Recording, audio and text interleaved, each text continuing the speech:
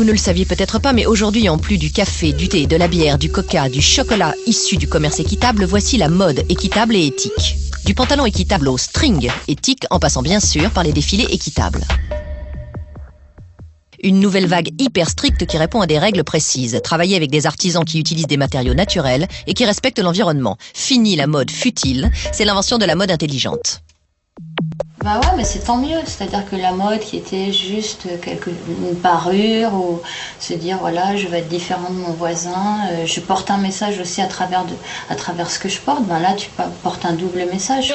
Parce que des baskets cool, ça ne suffit plus. Aujourd'hui, pour être au top du top, il vous faut des baskets éthiques. On se propose plus comme une alternative, finalement, une solution. Il y a ce choc entre des grandes multinationales, des mécontents. Et quelles sont les solutions? Inventons des solutions. Et nous, on se présente comme une des solutions possibles pour sortir de cette dialectique. Preuve que ces solutions ont de l'avenir, Misericordia, une marque produite dans la banlieue de Lima au Pérou, dans un orphelinat. Interview via webcam de son directeur artistique, Aurélien. C'est pas un projet de mode. Le dialogue qu'on a avec les clients en boutique, effectivement, c'est la production de vêtements.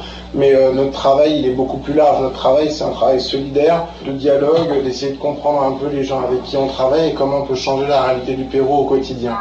Tels des Robins des Bois modernes, les deux créateurs de ce projet travaillent en étroite collaboration avec les sœurs de l'orphelinat et s'arrangent à leur savoir-faire à distribuer cette petite production locale dans le monde entier. Une bonne partie des bénéfices servent à couvrir les frais d'amélioration des conditions de place. Et ce représentant en parle dans des colloques aux quatre coins du monde. Le consommateur qui va devoir choisir et devoir vraiment opérer un changement dans ce type de consommation. La mode éthique intéresse les ministères qui organisent table ronde sur table ronde. L'industrie ne peut pas passer à côté du phénomène et le groupe PPR, Printemps, Pinot, La Redoute, jusque-là synonyme de Yves Saint Laurent ou Gucci, se lance dans la brèche.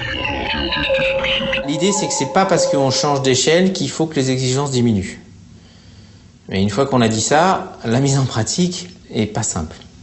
Donc on est en train d'y travailler, on va y arriver, ça y est, on est presque au bout. Mais c'est vrai que c'est quelque chose qui a pris du temps, parce que c'est quelque chose de nouveau qui n'avait pas été fait à cette échelle-là. Voici que l'artisanat devient industriel en restant artisanal. C'est pas banal. Alors la mode éthique, c'est compris? Mais t'as rien compris à ce qu'ils ont dit. Justement, ils ont dit que c'était du vent, que ça servait à rien, c'est pas ça qui allait sauver l'Afrique. Mais si, t'as pas entendu ce qu'ils ont dit justement. Ils ont dit que grâce à ça, les gens ils étaient plus enfermés dans des sweatshops, qu'ils avaient même pas le droit de sortir pour faire pipi, ou ils mouraient calcinés parce qu'il n'y avait pas de sortie de secours en cas d'incendie. Et que... les sweatshops. Les sweatshops et ces usines où les employés sont à la limite de l'esclavage et, on l'espère, un vieux souvenir.